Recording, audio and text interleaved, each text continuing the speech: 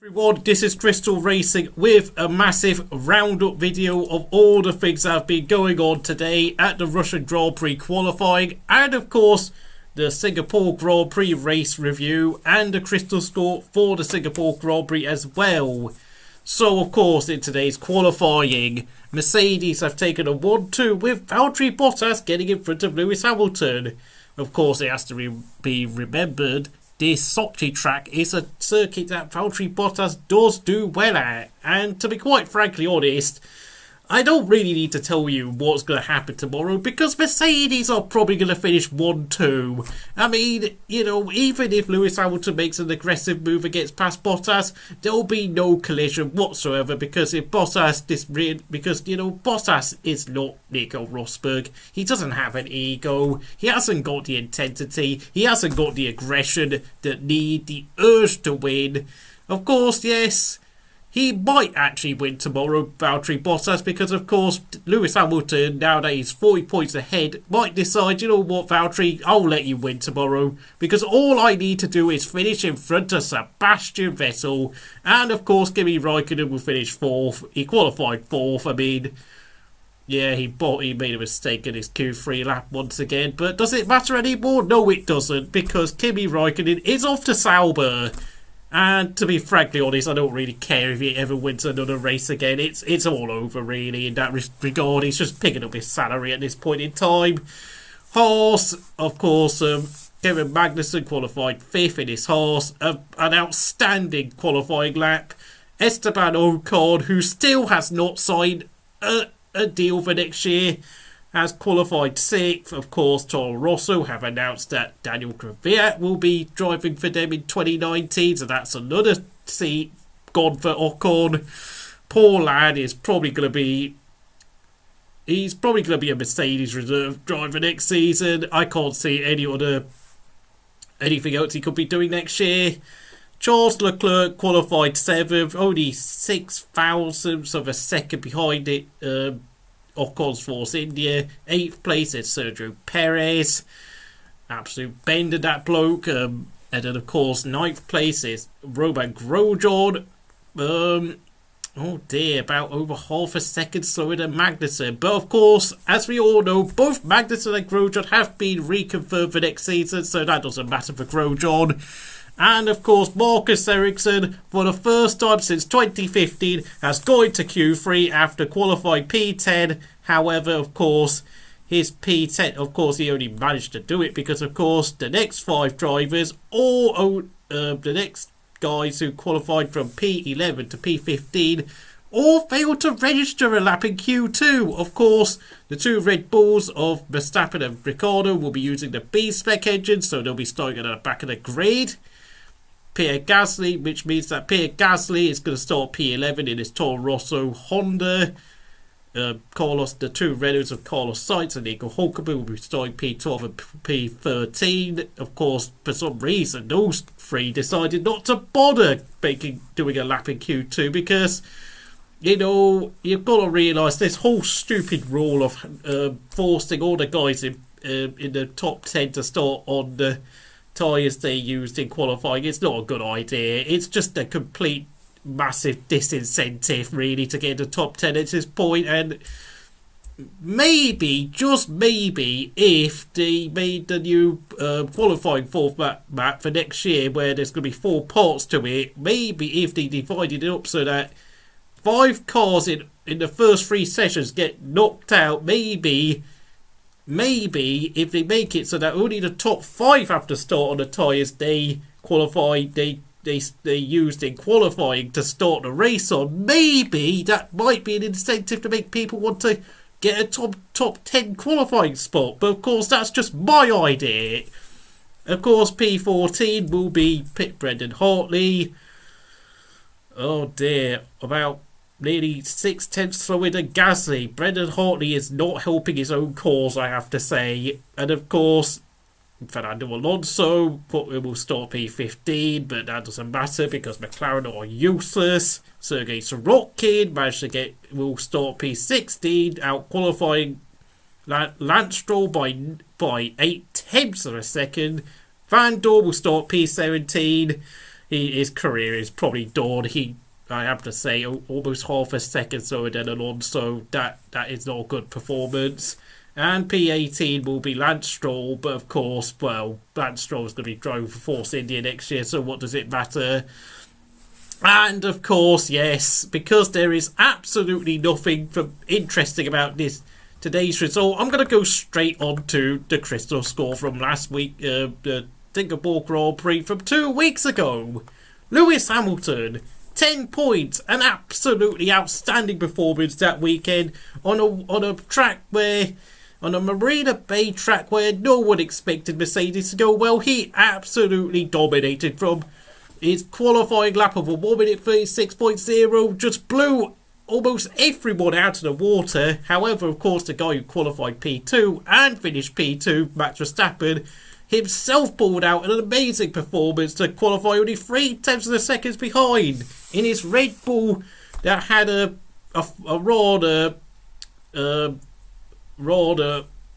bizarrely underperforming C-spec engine that wasn't responding as he wanted to.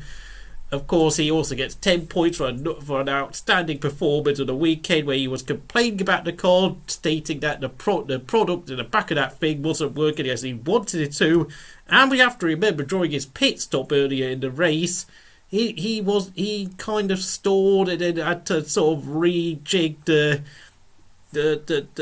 tried to refire the car up, but yet he somehow managed to find himself out in front of Sebastian Vettel. Yeah, once again Ferrari totally messed up their pretty much their whole strategy for the whole weekend. And as we've seen today in Russia, that car for some reason looks like within just 1 month, in the space of just 4 weeks, has somehow fallen right behind Mercedes in the development race.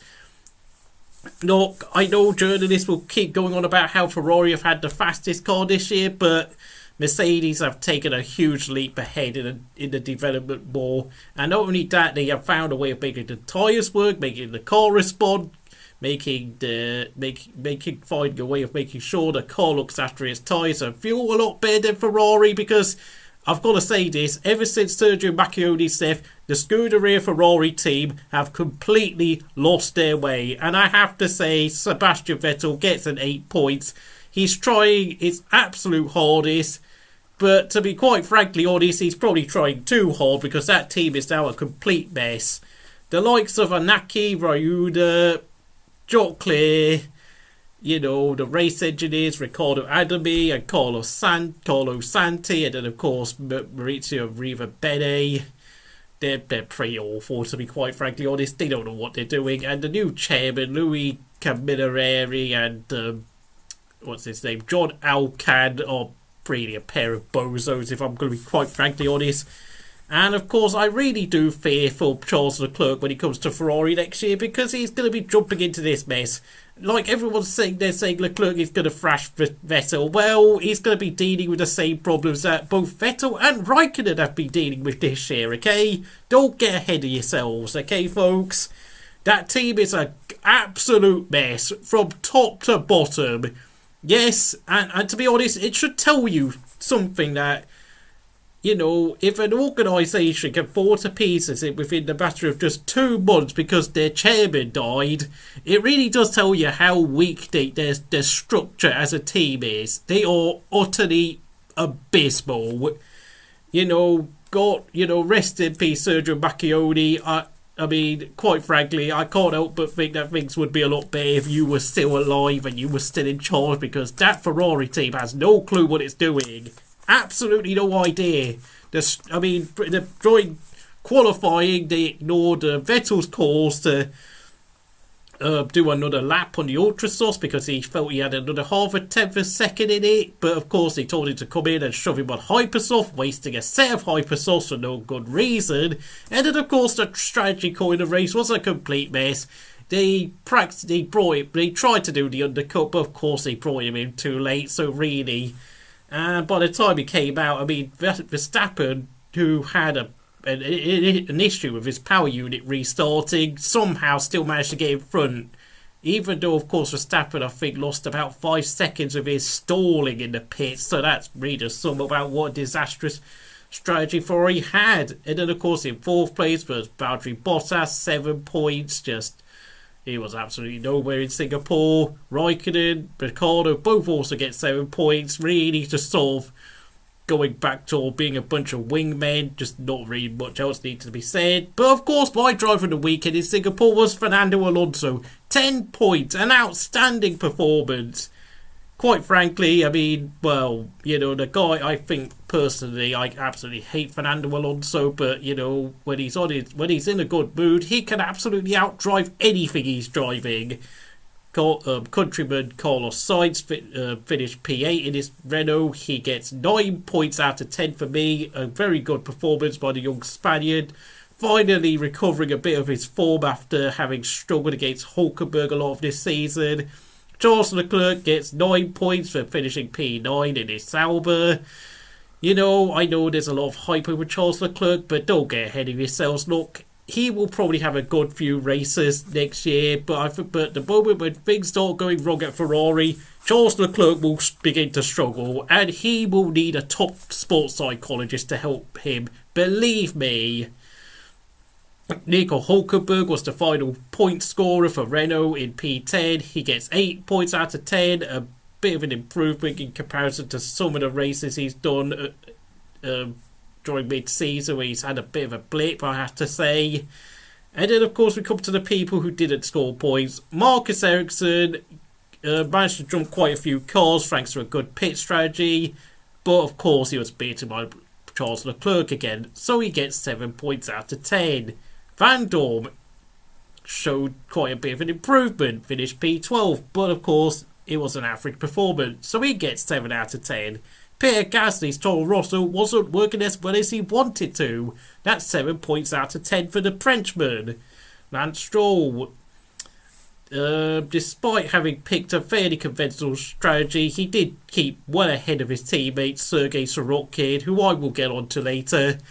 Lance Stroll, for me, merits 8 out of 10 for what was a very good performance in his Williams, despite the fact no one was singing his praises after the race.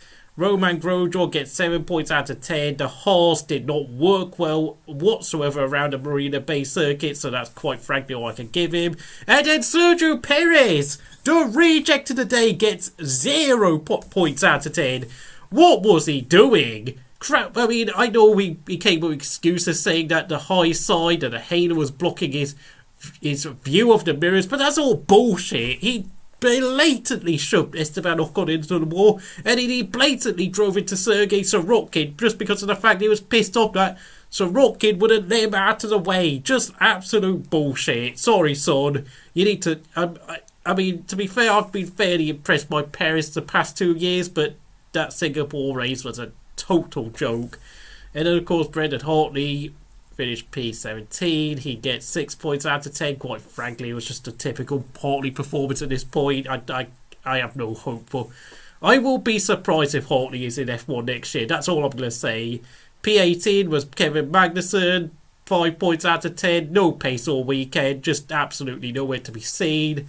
Although, of course, he did keep past Sergei Sorokin, who... despite his robust defensive driving, I have to say, even though he did suffer quite a bit of damage after being whacked into by Sergio Perez, I have to say he didn't really do much afterwards, so that's only 5 points out of 10. Yes, I know a lot of people said he was their driver of the day, but to be honest, I'm not entirely sure he drove in the most intelligent manner, despite the fact he did show a lot of guts and fire in Singapore. And then, of course, poor old Esteban Ocon, who got taken out of the first lap, does not get a score. It's not applicable for me. And, of course, yes, we need to get on to the news that Daniel Kvyat will be driving for Toro Rosso next year. I mean, I mean, obviously, it's an F1C. You know, you've got to take it when you can, but to be honest, he's going to get done over again at some point. I don't have much hope. So if you enjoyed this video, please like and subscribe to Crystal Racing, and I'll see you again next time.